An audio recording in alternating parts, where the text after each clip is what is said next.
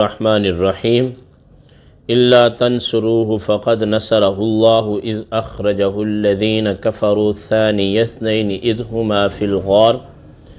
اذ يقول لصاحبه لا تحزن ان الله معنا فانزل الله سكينته عليه وايده بجنود لم تروها وجعل كلمة الذين كفروا السفلى وكلمة الله هي العليا واللہ عزیز حکیم۔ صدق اللہ مولانا العظیم صلی اللہ علی النبی الامی الرؤوف الرحیم۔ سامعین کرام، میں نے آپ کے سامنے سورہ توبہ کی ایک مشہور آیہ ہے طیبہ تلاوت کی ہے، ایسی آیت کہ جس کے بارے میں تمام مفسرین کا اجماع ہے اور تمام لکھنے والوں نے یہ بات لکھی ہے کہ یہ آیت جو ہے نبی کریم علیہ السلام کے محبوب صحابی سیدنا صدیق اکبر رضی اللہ تعالی عنہ کی شان اقدس میں نازل ہوئی، یہاں تک کہ جو اہل تشیع کے مجتہدین یا ان کے مفسرین یا ان کے محدثین ہیں، انہوں نے بھی یہ بات لکھی ہے کہ یہ آیت سیدنا صدیق اکبر رضی اللہ تعالیٰ عنہ کے بارے میں نازل ہوئی، اور یہ نازل کب ہوئی کہ جب غزوہ تبوک پر مسلمان جہاد میں گئے تو جو پیچھے رہ گئے یا کچھ اس میں معاملات ہوئے تو اللہ پاک نے غزوہ تبوک کے موقع پر اس آیہ شریفہ کو نازل کیا، اور اس آیہ شریفہ کے اندر جو عنوان بیان کیا گیا، جو موضوع بیان کیا گیا، ایک ذات پاک مصطفیٰ کریم علیہ السلام اور دوسرے سیدنا صدیق اکبر رضی اللہ تعالیٰ عنہ ہیں، ثانی اثنین۔ یہ پوری امت مانتی ہے اس بات کو، چاہے وہ گمراہ ہوں یا پھر اہل حق ہوں یا اہل تشیع ہوں، وہ سب اس بات کو مانتے ہیں کہ ہجرت کے جو رفیق سفر تھے نبی کریم علیہ السلام کے، وہ سیدنا صدیق اکبر رضی اللہ تعالیٰ عنہ تھے۔ تو جہاں تک تو ایک مقدمہ ثابت ہو گیا کہ اس پر اتفاق ہے کہ اس سفر کے اندر سیدنا صدیق اکبر رضی اللہ تعالیٰ عنہ تھے، اور یہ جو آیا ہے اس کے بارے میں میرے پاس روح البیان بھی ہے، الحمدللہ بیروت کی روح المعانی ہے، تفسیر کبیر ہے میرے پاس، اور تفسیر خازن ہے، اس طرح تقریباً 20 سے زائد تفسیر جو کہ عربی زبان میں اور بیروت کے چھاپے ہیں، اور پھر اردو کی تفسیر الگ ہیں، اور شیعہ کی بھی کچھ تفسیر نظر میں رہتی ہیں۔ ان تمام کے اندر یہ بات موجود ہے کہ غزوہ تبوک کے موقع پر اس آیت کو نازل کر کے اللہ پاک نے سیدنا صدیق اکبر کے علاوہ جتنے مسلمان تھے ان تمام پر عتاب فرمایا۔ یہ ایک دوسرا مقدمہ ہمارے پاس آیا، دوسری ایک دلیل آئی ہمارے پاس، دوسرا ایک قضیہ کلیہ آیا۔ اب دیکھیں آپ کے آیت کے اندر کیا ہے کہ الا تنصروہ فقد نصرہ اللہ، اگر تم رسول اللہ صلی اللہ علیہ وسلم کی مدد نہیں کرو گے، فقد نصرہ اللہ، تو اللہ یقیناً ان کی مدد کر چکا ہے۔ تو غزوہ تبوک پر یہ بات سمجھائی جا رہی ہے کہ اگر کوئی بھی صحابی اللہ کے نبی کے ساتھ جہاد نہ کرے یا قیامت تک آنے والے مومنین دین کا کام نہ کریں، تو اللہ پاک یہ فرما رہا ہے کہ اللہ نے اپنے محبوب کی مدد فرما چکا ہے، تم مدد نہیں بھی کرو گے تو کوئی مسئلہ نہیں ہے۔ یہاں سے آگے قرآن کو دیکھیے، قرآن کے الفاظ دیکھیے، اذ اخرجہ الذین کفروا ثانی اثنین اذ ہما فی الغار۔ کب مدد کی اللہ نے؟ جب وہ دونوں غار میں تھے، اس وقت اللہ پاک نے مدد فرمائی۔ تو پہلی بات تو یہ ہے کہ سب پر عتاب ہے، سیدنا صدیق اکبر رضی اللہ تعالیٰ عنہ کی ذات اقدس پر عتاب میرے رب کا نہیں ہے، یہ بھی آپ کی افضلیت کی ایک دلیل ہے جو قرآنی دلیل ہے، اور کوئی ماں کا لال اس بات کو رد نہیں کر سکتا۔ جو صاحب علم ہوگا یا صاحب عقل ہوگا یا صاحب رائے ہوگا یا پھر کچھ نہ کچھ اپنی ذات کے اندر تحقیق کا جذبہ رکھتا ہوگا۔ اور دوسری بات یہ ہے کہ یہ مدد کب ہوئی کہ جب کافروں نے حضور علیہ السلام کو مکۃ المکرمہ سے نکال دیا، اذ اخرجہ الذین کفروا، جب بے وطن کر دیا کافروں نے حضور علیہ السلام کو مکۃ المکرمہ سے، ثانی اثنین اذ ہما فی الغار، جب وہ دونوں غار میں تھے، تو منظر کیا تھا؟ قرآنی منظر، اذ یقول لصاحبہ لا تحزن ان اللہ معنا۔ اللہ اکبر، یہ کسی صحابی کو نصیب نہیں ہوا۔ یہ اس طرح کا معاملہ کہ جو اللہ کا نبی اپنے صحابی کو تنہائی کے اندر یہ باتیں فرما رہا ہو اور اللہ پاک اسے قرآن کی صورت میں نازل فرمائے، جب وہ اپنے صاحب سے کہہ رہے تھے لا تحزن ان اللہ معنا، غم نہ کرو اللہ ہمارے ساتھ ہے۔ تو وہاں سیدنا صدیق اکبر رضی اللہ تعالیٰ عنہ کو جو غم تھا وہ یہ تھا کہ کہیں ایسا نہ ہو کہ یہ کفار غار میں اتریں اور نبی کریم علیہ السلام کی ذات اقدس کسی خطرے میں پڑ جائے یا آزمائش میں پڑ جائے۔ تو اللہ کے محبوب نے فرمایا کہ صدیق اس بات کا غم مت کریں۔ قرآن کی اس آیت سے ایک یہ بات بھی ثابت ہوتی ہے کہ صدیق اکبر کو ہمیشہ غم مصطفیٰ تھا، میرے آقا کریم علیہ السلام کا غم تھا، نہ اپنے جان کا غم تھا، نہ اپنے مال کا غم تھا، نہ اپنی اولاد کا غم تھا، نہ اپنے کاروبار کا غم تھا، نہ کسی چیز کا آپ کو غم نہیں تھا۔ آپ یہی چاہتے تھے حضور علیہ السلام کی ذات اقدس جو ہیں وہ خوش رہیں، خرم رہیں، آباد رہیں، شاد رہیں۔ نبی تو ویسے آباد اور شاد ہوتا ہے، خوش ہوتا ہے، خرم ہوتا ہے، مگر ایک خادم کی حیثیت سے آپ کے دل کے اندر یہ ایک تڑپ تھی۔ یہی وجہ ہے کہ غزوہ تبوک کے موقع پر سب کچھ حضور کی بارگاہ میں رکھ کر جب پوچھا گیا گھر کیا چھوڑا ہے، تو اللہ اور اس کے رسول کو چھوڑایا۔ تو یہاں سے قرآن کریم سے ایک بات تو یہ بھی ثابت ہوئی کہ تمام صحابہ کرام کی صحابیت یا تو کسی حدیث سے ثابت ہوگی یا کسی تاریخ سے ثابت ہوگی۔ صدیق اکبر کی ذات اقدس تو وہ ہیں کہ جو کسی تاریخ کے محتاج نہیں ہیں، اور آپ کی صحابیت جو ہے یہ قرآن سے ثابت ہے۔ جو آپ کی صحابیت کا انکار کرے گا وہ دائرہ اسلام سے خارج ہو جائے گا، کیونکہ صدیق کی صحابیت کا انکار جو ہے وہ در حقیقت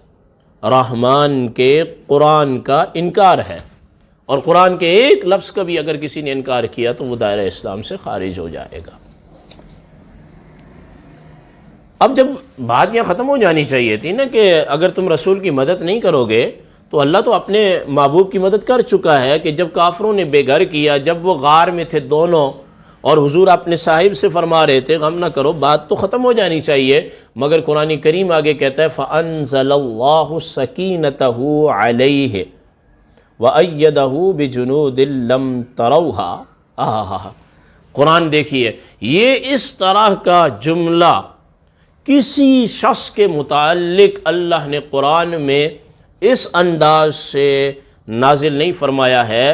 کہ پہلے رسول کریم صلی اللہ تعالیٰ علیہ وسلم کی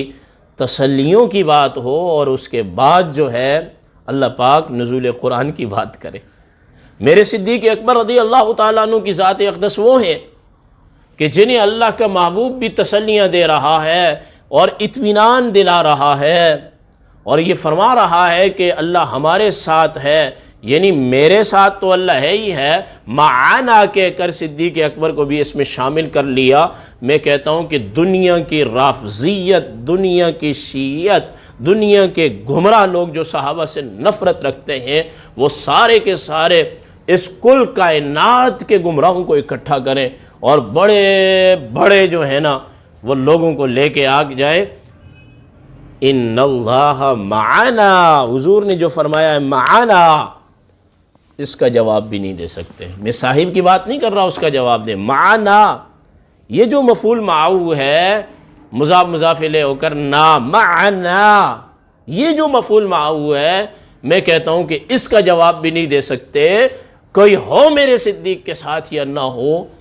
اللہ کے محبوب نے فرمایا کہ ہمارے ساتھ اللہ ہے، اس سے بڑھ کر اور کوئی بات نہیں ہو سکتی۔ بات یہاں ختم ہو جانی چاہیے تھی، لیکن نہیں۔ فَأَنزَلَ اللَّهُ سَكِينَتَهُ عَلَيْهِ، اللہ نے آسمان سے سکون قلب کو علیہ، صدیق اکبر رضی اللہ تعالیٰ عنہ کے سینہ پاک پر نازل کیا۔ یہ قرآن کے الفاظ ہیں۔ جائیے آپ قرآن کی تفسیر میں پڑھیے، میرے پاس تفسیر مدارک موجود ہے، صاحب مدارک نے یہ بات لکھی ہے کہ حضور علیہ السلام کے قلب مبارک سے کبھی سکونت گئی ہی نہیں ہے۔ یہاں جس سکونت قلب کی بات کی گئی ہے وہ صدیق اکبر رضی اللہ تعالی عنہ کے قلب اطہر کی بات کی گئی ہے۔ یہ ساری دنیا کے لوگ، گمراہ لوگ جو صحابہ پر تبرہ کرتے ہیں اور میرے صدیق پر تبرہ کرتے ہیں، یہ اس قرآن کے لفظ کا، یعنی صدیق کے بارے میں کوئی حدیث ہو یا نہ ہو، امت کا اجماع ہو یا نہ ہو، یا صحابہ کرام کا اجماع ہو یا نہ ہو، 14 صدیوں سے اجماع مسلمین چل رہا ہے، یہ نہ بھی ہو تو صدیق کی افضلیت، صدیق کی صحابیت اور صدیق اکبر رضی اللہ تعالیٰ عنہ کی جو خدمات دینیہ ہیں اور نبی کریم علیہ السلام کے ساتھ جو تعلق اور واسطہ اور رابطہ ہے، اس کے لیے اللہ کا قرآن اور صرف قرآن کی یہ ایک آیہ شریفہ کافی ہے۔ فَأَنزَلَ اللَّهُ سَكِينَتَهُ عَلَيْهِ، اللہ نے سکون قلب کو صدیق اکبر رضی اللہ تعالیٰ عنہ کی ذات اقدس پر نازل کر دیا۔ یہاں مفسرین کرام نے یہ بات بھی لکھی ہے کہ اللہ کے نبی تو ہمیشہ سکون قلب والے تھے۔ مصطفیٰ کریم علیہ السلام کا جو دل مبارک ہے، اس کے بارے میں بخاری شریف کی صحیح حدیث پاک ہے، آپ نے فرمایا کہ نبی کی آنکھیں سوتی ہیں، نبی کا دل نہیں سوتا، مگر نبی کریم علیہ السلام کے توسل سے، آپ کے تصدق سے سیدھا سیدھا قرآن ہے کہ اللہ نے عرش سے جو ہے وہ صدیق اکبر کے سینہ اطہر پر جو ہے وہ سکونت کو نازل کر دیا۔ اور یہ جو 3 دن اور 3 راتیں تھی غار ثور کی، اس میں فیضان نبوت، اس تنہائی کے عالم میں کہ اللہ کا حبیب تھا اور اللہ کے حبیب کے ساتھ جو ہے وہ سیدنا صدیق اکبر تھے، اور جبریل امین کا آنا اور جانا تھا،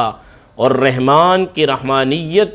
اللہ کی ذات اقدس ان دونوں بزرگوں کے شامل حال تھی۔ نہ جانے کیا کیا باتیں کی ہوں گی۔ اسی لیے جب ہم کبھی کوئی ایسی حدیث بیان کرتے ہیں کہ جس حدیث کے اندر یہ بات موجود ہے، جس حدیث کے اندر یہ بات موجود ہے کہ یہ حدیث صرف سیدنا صدیق اکبر سے ہے، تو پھر اس پر سوالات اٹھاتے ہیں، تمہیں کیا خبر کہ دین کا کل حصہ جو ہے وہ اس غار ثور میں 3 دن اور 3 راتوں میں اللہ کے نبی نے صدیق اکبر رضی اللہ تعالیٰ عنہ کی صفت کے اندر، آپ کی ذات کے اندر منتقل کر دیا۔ بات ختم ہو جانی چاہیے تھی، لیکن بات ختم نہیں ہوئی۔ آگے مزید فرمایا وَأَيَّدَهُ بِجُنُودٍ لَمْ تَرَوْهَا، کہ اللہ نے مدد فرمائی ہے ایسے لشکروں کے ذریعے جن لشکروں کو تم نے نہیں دیکھا، کہ غار ثور کے اندر اللہ کے نبی کی ذات تھی اور سیدنا صدیق اکبر تھے۔ اس غار ثور کے اس پہاڑ کو، ثور پہاڑ کو نہ جانے کتنے نورانی لشکروں نے اپنے گھیرے میں لیا ہوا تھا۔ اللہ اکبر، اللہ کے ملائکہ اس پہاڑ کے گرد و نواح اتر چکے تھے اور نورانی سمندروں کو اتار دیا تھا، اور نورانی کشتیوں کو امام راضی لکھتے ہیں کہ اتار دیا گیا تھا۔ جیسے کہ امام رازی کی تفسیر میں ہے، سیدنا صدیق اکبر نے عرض کیا یا رسول اللہ اگر وہ ادھر سے داخل ہوتے تو ہم کیا کرتے؟ میرے آقا نے فرمایا وہ ادھر سے داخل ہوتے، ہم ادھر سے نکلتے، اور آگے اللہ نے نورانی کشتیوں کو اتار دیا ہے، فرشتوں نے اس پہاڑ کو اپنے گھیرے میں لے رکھا ہے، ہم کشتی میں بیٹھ کر مدینہ چلے جاتے۔ اور یہ بھی آیا تفسیر کے اندر کہ سرکار دو عالم صلی اللہ علیہ وسلم نے صدیق اکبر سے فرمایا کہ آپ فکر کر رہے ہیں، ذرا پچھلی طرف جائیں۔ جب غار کی پچھلی طرف گئے اور پیچھے دیکھا تو پورے سمندر کو اللہ نے اتار دیا تھا، اور اس کے اندر نورانی کشتیاں جو ہیں وہ کھڑی ہوئی تھیں، اور نورانی مخلوق کھڑی ہوئی تھی جو کہ سیدنا صدیق اکبر اور سرکار دو عالم صلی اللہ علیہ وسلم کو کشتی میں بٹھانے کے لیے تیار تھی، اور اللہ پاک نے ان کے عزائم کو بھی ناکام کیا اور ان کو نامراد لٹا دیا غار ثور کے دہانے سے۔ بڑی مزیدار بات یہ ہے، میں کہتا ہوں دنیا کی رافضیت اس کا جواب نہیں دے سکتی۔ وَجَعَلَ كَلِمَةَ الَّذِينَ كَفَرُوا السُّفْلَىٰ، اللہ نے کافروں کے کلمے کو نیچے کر دیا۔ وَكَلِمَةُ اللَّهِ هِيَ الْعُلْيَا، اور اللہ پاک نے اپنے کلمے کو بلند کر دیا۔ کس دن بلند کیا؟ غار ثور کے اندر بلند کیا، یعنی کہ اللہ نے اپنے دین کو ہجرت کی رات غار ثور کے اندر بلند کر دیا تھا، حق اسی دن بلند ہو گیا تھا، اور اس میں ایک اللہ کے نبی تھے اور دوسرے رسول اللہ صلی اللہ علیہ وسلم کی ذات اقدس، اللہ کے نبی رسول اللہ صلی اللہ علیہ وسلم اور سیدنا صدیق اکبر رضی اللہ تعالیٰ عنہ تھے، جو یہ کہتے ہیں کہ فلاں صحابی نے، مولا کائنات نے اتنی جنگیں لڑیں، اتنے لوگ مارے، ان کو قرآن کیوں نہیں سمجھ میں آتا؟ وہ قرآن کو پڑھیں تو ان کو پتہ چلے نا، قرآن تو وہ پڑھتے ہی نہیں ہیں کہ قرآن کے اندر تو یہ کہا گیا ہے کہ جب آپ مکہ سے مدینہ کی جانب نکلے تھے اور غار ثور میں تھے، اسی دن اللہ نے کلمے کو بلند کر دیا تھا، اور اللہ نے جو ہے کافروں کی بات کو نیچے کر دیا تھا۔ یہاں میں ایک نقطہ، قرآنی نقطہ آپ کو بتا دوں، وہ قرآنی نقطہ یہ ہے، یہ جو حدیث پاک آئی ہے، سرکار نے فرمایا کہ تم میں سے جس نے بھی احسان کیا اس کے احسان کا بدلہ میں نے دے دیا۔ صدیق اکبر کی جو نیکیوں کا بدلہ ہے، احسان کا بدلہ ہے، روز جزا خود اللہ تعالیٰ کی ذات انہیں عطا فرمائے گی۔ اس کی وجہ کیا ہے؟ دنیا کی رافضیت کا میرا چیلنج ہے قرآن سے، اس کی وجہ یہ ہے کہ نبی کریم علیہ السلام کا دین جس دن بلند ہوا وہ غار ثور کے اندر بلند ہوا، اور غار ثور کے اندر سوائے صدیق اکبر کے اس وقت کوئی شخص بھی ساتھ نہیں تھا، اس لیے دین تو پہلے ہی بلند ہو گیا۔ جس دن اللہ کے نبی اپنے صدیق کو لے کر مدینہ کی طرف نکلے تو اللہ کے نبی نے یہ فرمایا تم نے جو کام کیا ہے تمہارا بدلہ میں نے تمہیں دنیا میں دے دیا، مگر صدیق کا جو کام ہے اس اکیلے نے دین کو کھڑا کیا ہے، اکیلے نے دین کو ثریا ستارے کے پاس پہنچایا ہے، اس کے احسان کا بدلہ قیامت کے دن اللہ عطا فرمائے گا۔ ڈوب جائیے قرآن کریم کے اندر اور الفاظوں کے اندر۔ صدیق اکبر رضی اللہ تعالیٰ عنہ کوئی اجماعی شخصیت نہیں ہے، صدیق اکبر رضی اللہ تعالیٰ عنہ کوئی صحابہ کرام کی مناقب کی وجہ سے کوئی شخصیت نہیں ہے، اور صدیق اکبر رضی اللہ تعالیٰ عنہ وہ شخصیتیں جو قرآنی شخصیتیں، جتنا قرآن کا حصہ سیدنا صدیق اکبر رضی اللہ تعالیٰ عنہ کی ذات اقدس اور آپ کے معاملات کے بارے میں نازل ہوا ہے، اتنا کسی اور کے بارے میں نازل ہوا ہی نہیں ہے۔ میرا کھلا چیلنج ہے لوگوں کو۔ واللہ عزیز حکیم، اور اللہ غالب حکمت والا ہے۔ اس آیہ شریفہ کے اندر چند باتیں ہیں جو افضلیت صدیق اکبر رضی اللہ تعالیٰ عنہ پر دلالت کرتی ہیں، اور میں چاہوں گا کہ لندن میں بیٹھے ہوئے سید عبد القادر شاہ صاحب گیلانی جو یہ بات کہتے ہیں کہ اجماع نہیں ہے، بھائی آپ اجماع کی بات کرتے ہو، یہاں تو اللہ کا قرآن ہے، آپ اجماع کو چھوڑیے، کسی نے مانا یا نہیں مانا؟ 45 صحابہ نے نہیں مانا، 3 نے نہیں مانا، 4 نے نہیں مانا، 5 نے نہیں مانا، میرے سٹیٹس کا بندہ لے کے آؤ، قرآن کریم کہہ رہا ہے، اللہ کا قرآن کہہ رہا ہے، یہ اللہ کا قرآن ہے میرے پاس، یہ کہہ رہا ہے، سیدھا سیدھا اس کا آپ ترجمہ کر لیں، سادہ ترجمہ کر لیں، آپ کو اور کیا چاہیے؟ اس قرآنی شخصیت کے بارے میں آپ کہتے ہیں کہ اجماع نہیں ہے، اجماع تو بہت بعد کی بات ہے، یہ تو بعد کی باتیں ہیں، قرآن پہلے نازل ہوا ہے۔ اور سیدنا صدیق اکبر رضی اللہ تعالیٰ عنہ کی جو افضلیت ہے اس آیت سے، میں صرف آج اس آیت پر بات کر رہا ہوں، اور میں یہ یاسین ملعون کو کہنا چاہتا ہوں، تم نے 1500 آیتیں اکٹھی کر لی، کس مولا کائنات کی فضیلت پر ہے؟ میں کہتا ہوں کہ پورا قرآن بھی مولا کائنات کی فضیلت پر ہو، مجھے اس سے کوئی وہ نہیں ہے، مجھے خوشی ہوتی ہے کہ مولا کائنات کے بارے میں اگر قرآن کریم کے اندر کوئی بات کوئی ثابت کرنا چاہتا ہے، کوئی استدلال کرنا چاہتا ہے، کسی بھی صحابی کے بارے میں کرنا چاہتا ہے تو ہمیں خوشی ہوتی ہے۔ مگر دغا باز، تو قادری کہاں کا، تو سنی کہاں کا، تو بالکل شیعت سے، یعنی کہ ایک ہوتا ہے شیعہ ہونا، تو اس سے بھی آگے چلا گیا ہے۔ پتہ نہیں تیرا ایمان بھی باقی رہا ہے یا نہیں رہا۔ تو نے کہا 1500 آیات میں کرنا چاہتا ہوں، مناظرہ کرنا چاہتا ہوں، میرے ساتھ کرے گا تو مناظرہ؟ بیٹھے گا؟ تیری حالت تو قرآن کے معاملے میں یہ ہے کہ میں نے سید ذوالفقار علی شاہ صاحب گیلانی صاحب سے بھی یہ بات کہی تھی کہ جب وہ آپ کے ساتھ بیٹھا تھا یاسین ملون تو کہہ رہا تھا یا ایھا الذین آمنوا اتقوا اللہ وابتغوا الیہ الوسیلہ وجاہدوا کو پڑھ رہا تھا وجاہدوا، یعنی کہ امر کو اس نے ماضی بنا دیا تھا۔ وہ تو شکر کرو کہ وہاں میرے جیسا شخص ہوتا تمہیں بتاتا کہ تمہیں تو قرآن پڑھنا بھی نہیں آتا ہے۔ تمہیں معلوم ہے کہ جاہدو پڑھیں گے تو یہ خبر بنے گی، اور جاہدو پڑھیں گے تو یہ انشاء بنے گی۔ اللہ انشاء کی باتیں کر رہا ہے اور تو نے تو قرآن کو ہی الفاظ کو بدل دیا اور تو خبر کی باتیں کر رہا ہے، اور اس کو تم مولا کائنات رضی اللہ تعالیٰ عنہ کی فضیلت میں پیش کر رہا تھا، بے محل قرآن پڑھ رہا تھا۔ اس آیت کا جواب دینا الا تنصروہ فقد نصرہ اللہ اذ اخرجہ الذین کفروا ثانی اثنین اذ ہما فی الغار اذ یقول لصاحبہ لا تحزن ان اللہ معنا فانزل اللہ سکینتہ علیہ وأیدہ بجنود لم تروها وجعل کلمۃ الذین کفروا السفلی وکلمۃ اللہ ہی العلیٰ واللہ عزیز حکیم۔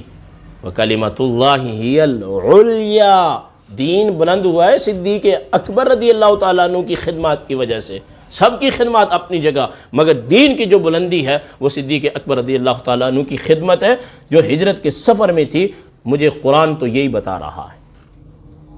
اور دوسرا وہ ایک کیا نام ہے صداقت فریدی صاحب ہیں، ان کو بھی پتہ نہیں، بے محل قرآن پڑھے جا رہے ہیں۔ آیا وہاں سے کچھ ثابت ہوتا ہے نہیں ہوتا ہے، کسی تفسیر کو دیکھا ہے یا نہیں دیکھا ہے۔ خیر یہ ایسی ایک لا یعنی قسم کے شخصیات کی گفتگو بیچ میں آ گئی۔ ہم آگے بڑھتے ہیں کہ اس آیت سے امام رازی نے اور امام خازن رحمہ اللہ نے بہت سارے مسائل ثابت کیے ہیں۔ ان میں سے ایک مسئلہ یہ ہے کہ جب کفار نے یہ منصوبہ بنایا کہ نبی کریم علیہ السلام کو شہید کریں تو آپ علیہ السلام غار میں تشریف لے گئے، اور غار میں جب تشریف لے گئے تو اس کا جو آپ نے ساتھی چنا، رفیق سفر چنا، وہ حضرت ابو بکر صدیق رضی اللہ تعالیٰ عنہ کی ذات اقدس تھی۔ امام رازی کے الفاظ یہ ہیں کہ حالانکہ آپ کی خاندان کی بڑی بڑی معتبر اور قد آور سربر آوردہ شخصیات تھیں، مگر اس وقت آپ کا لے جانا یہ اللہ کے حکم سے تھا، اور اللہ جانتا ہے کہ میرے محبوب کے سارے رشتہ داروں میں اور کل صحابہ میں سے سب سے زیادہ وفادار جو میرے محبوب کا ہے وہ صدیق اکبر ہے۔ امام رازی یہ بات لکھتے ہیں کہ اگر اللہ کے نبی کو اعتماد نہ ہوتا تو اللہ کے نبی کبھی بھی اس خطرے والے سفر کے اندر اپنا ساتھی نہ بناتے۔ یہ آپ کی افضلیت پر دلالت کرتا ہے جس کے بارے میں قرآن گواہ ہے، قرآن گواہ ہے، قرآن گواہ ہے۔ صدیق اکبر قرآنی شخصیت ہیں، ان کے بارے میں کہا جائے کہ کوئی آیت دکھاؤ تو شرم نہیں آتی ہے، حیا نہیں آتی ہے، جن کے بارے میں قرآن کا ایک وافر حصہ نازل ہوا۔ تم صرف ایک آیت ہجرت کا ہی مجھے جواب دے دو، ایک آیت ہجرت کا بیٹھ کے جواب دے دو، میں مان جاؤں گا، اس پہ میں غور کروں گا، فکر کروں گا۔ ویسے افضلیت صدیق اکبر کا مسئلہ جو ہے وہ عقیدے کا مسئلہ ہے۔ عقیدے کے مسئلے میں کوئی مناظرے نہیں ہوتے، عقیدے بنائے جاتے ہیں، لیکن اگر باس مباحثہ کرنا ہی ہے تو لے کے آؤ۔ تو پہلی بات یہ ہے کہ آپ کے خاندان کے کافی لوگ موجود تھے، صدیق اکبر کو ساتھ لے جانا یہ اس بات کا ثبوت ہے کہ آپ کو سیدنا صدیق اکبر رضی اللہ تعالیٰ عنہ کی ذات اقدس پر سب سے زیادہ اعتماد تھا، اور آپ کے ایمان پر جو ہے وہ کیا کیا، اعتماد کیا نبی کریم علیہ السلام نے۔ دوسرا یہ ہے کہ اللہ کے نبی بغیر وحی الہی کے کوئی کام نہیں کرتے۔ امام رازی کہتے ہیں اس آیت سے یہ بھی ثابت ہوتا ہے کہ صدیق اکبر رضی اللہ تعالیٰ عنہ کو جو رفیق سفر بنایا ہے نبی کریم علیہ السلام نے، وہ وحی الہی کی وجہ سے بنایا ہے۔ یہاں بھی میرے صدیق کی افضلیت ثابت ہو رہی ہے کہ وہاں جتنے لوگ تھے وہ تنہا ہجرت کر کے آئے، اور مدینہ المنورہ سے یا پھر کچھ اپنی فیملیز کے ساتھ اپنے لوگوں کے ساتھ ہجرت کر کے آئے، مگر صدیق اکبر وہ ہیں کہ جن کو اللہ پاک نے اپنے محبوب کے لیے اس سفر کے لیے چنا اور انتخاب کیا۔ یہ وحی الہی کے ذریعے تھا، جیسے کہ بخاری شریف کی حدیث بھی ہے۔ فرمایا کہ صدیق اکبر رضی اللہ تعالیٰ عنہ سے کہ آپ صبر کرو، آپ کو شاید کوئی ساتھی مل جائے۔ اس ساتھی سے مراد جناب رسول اللہ صلی اللہ تعالیٰ علیہ وسلم کی ذات اقدس تھی۔ تیسری بات، اس آیت میں یہ فرمایا گیا ثانی اثنین ہے، دو میں سے دوسرا۔ امام رازی لکھتے ہیں کہ جو دین کے اکثر مناسب ہیں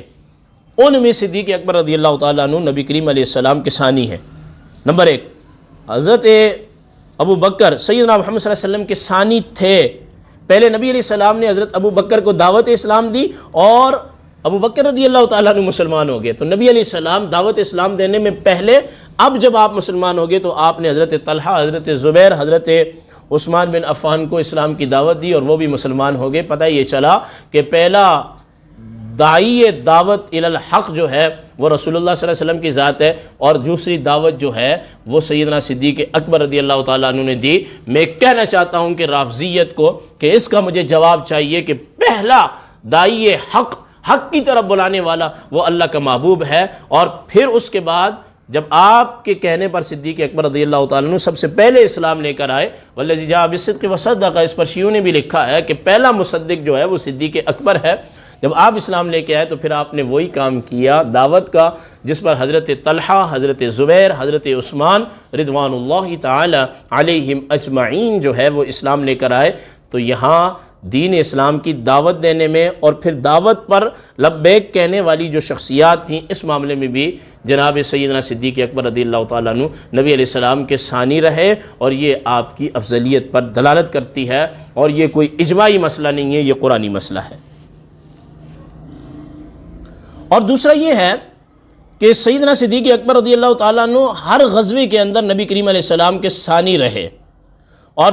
دوسرا یہ بھی ہے، اسی شک کے اندر ہم تیسری شک میں سمجھ لیتے ہیں، جیسے امام رازی نے ترتیب دی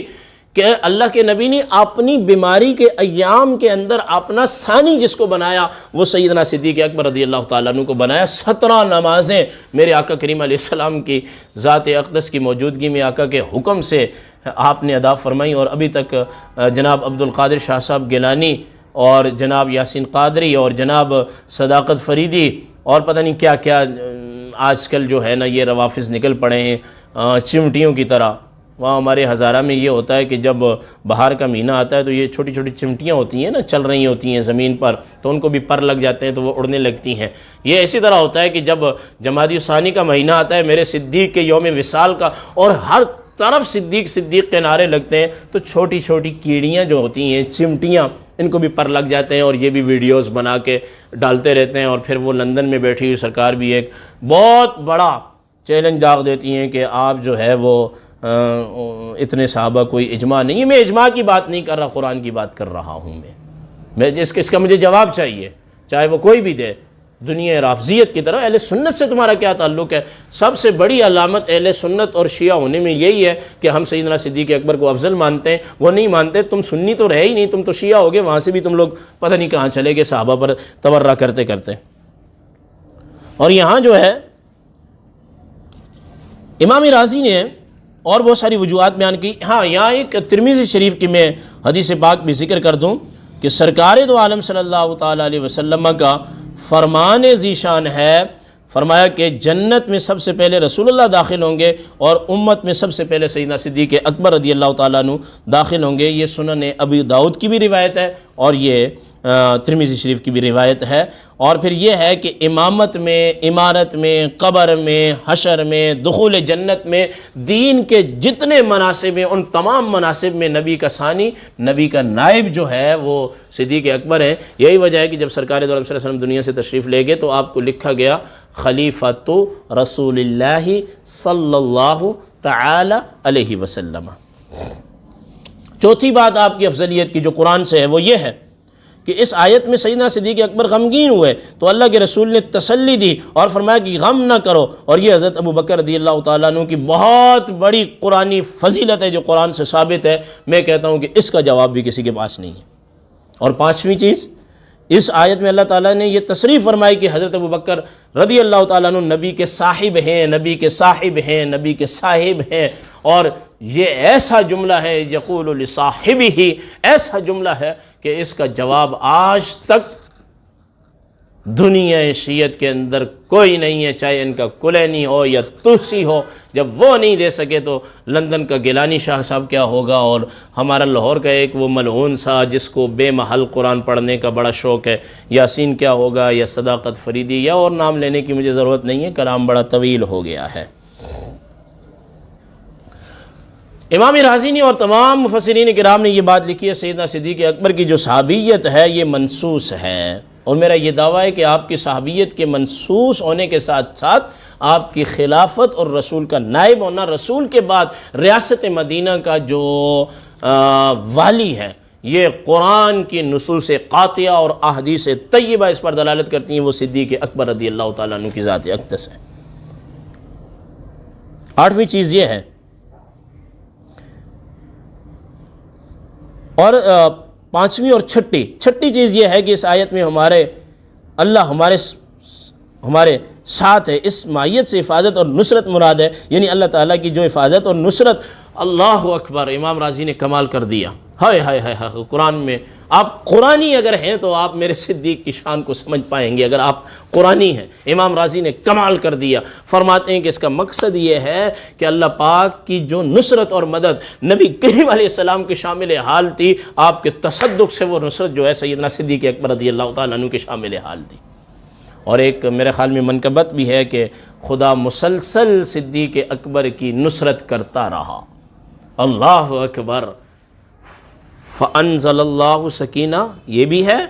اور لَا تَحْزَنْ إِنَّ اللَّهَ مَعَنَا إِنَّ اللَّهَ مَعَنَا۔ اور دنیا رافضیت کے کیڑو، تم صرف قرآن کے اس ایک لفظ کی بھی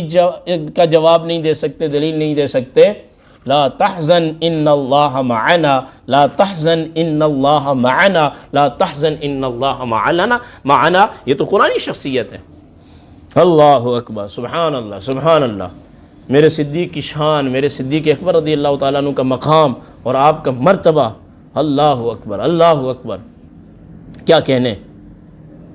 فرمایا کہ جو مدد رسول اللہ صلی اللہ علیہ وسلم کے حفاظت اور نصرت شامل حال رہی، امام رازی لکھتے ہیں کہ یہی مدد جو ہے وہ سیدنا صدیق اکبر کے شامل حال ہے۔ قرآن میں دوسری جگہ یہ ہے کہ اللہ پاک متقین کے ساتھ ہے، اس سے یہ پتہ چلا کہ سیدنا صدیق اکبر رضی اللہ تعالیٰ عنہ سب سے بڑے متقی ہیں، اور یہ آیت بھی آپ کے بارے میں نازل ہوئی ہے، ان اکرمکم عند اللہ اتقاکم،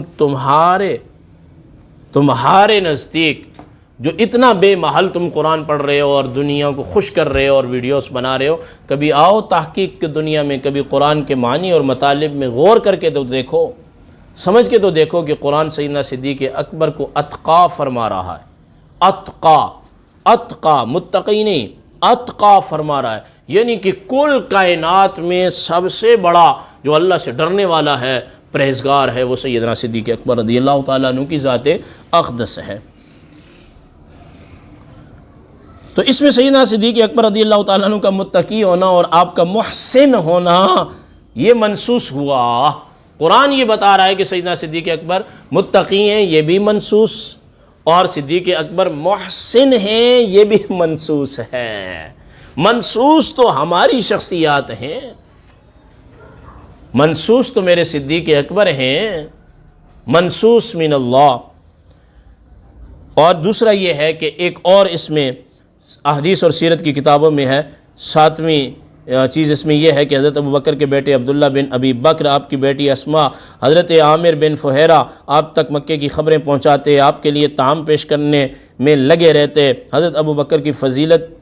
ہے کہ ان کی اولاد اور ان کے خدام اس خطرے کے موقع پر رسول اللہ صلی اللہ علیہ وسلم کی خدمت میں مصروف تھے۔ اور ذات النطاقتین، یہ حضرت اسما بنت ابی بکر رضی اللہ تعالیٰ عنہ کا لقب بھی ہے، جو کہ امام عینی نے ذکر کیا، اور بخاری شریف کے اندر یہ لقب ذکر ہوا ہے۔ بخاری شریف کے اندر کہ جب آپ کھانا حضور کے لیے اور اپنے ابا جان کے لیے لے جا رہی تھی اور آپ کے پاس کوئی چیز نہیں تھی، تو اپنے دوپٹے کو آپ نے پھاڑا اور اس کے اندر کھانا باندھا، اور یہ بات اللہ کے نبی کو اتنی پسند آئی کہ آپ نے ذات النطاقتین، یہ بخاری شریف کی ہجرت والا جو باب ہے اس کے اندر جائیے، آپ پڑھیے۔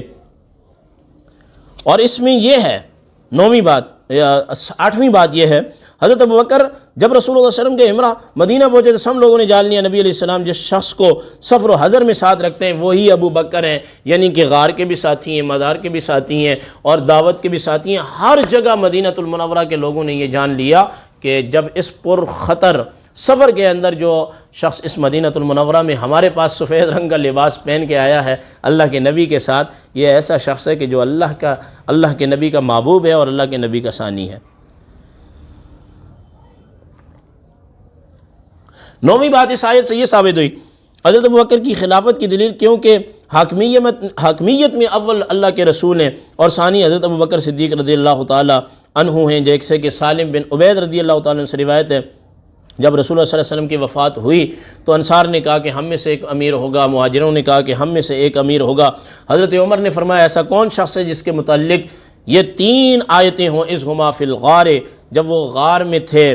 اور وہ دونوں کون تھے، بتاؤ وہ کون تھے، اور دوسرا یقول لصاحبی، جب وہ اپنے صاحب سے کہہ رہے تھے بتاؤ وہ صاحب کون ہے، لا تحزن ان اللہ معنا، غم نہ کرو، یہ دونوں کون ہیں؟ حضرت ابوبکر نے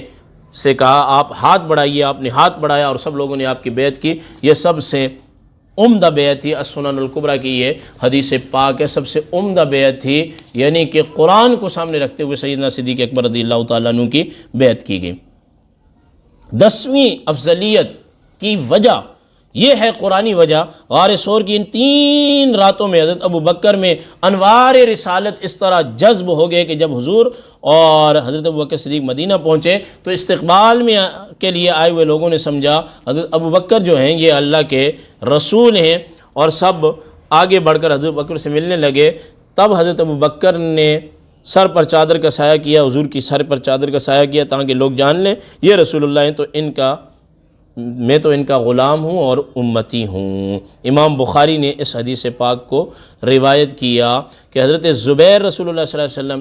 کے بارے میں اور حضرت ابوبکر کے بارے میں فرماتے ہیں کہ سفید کپڑے پہنے مدینہ کے مسلمانوں نے سن لیا کہ یہ 2 شخصیات آ رہی ہیں،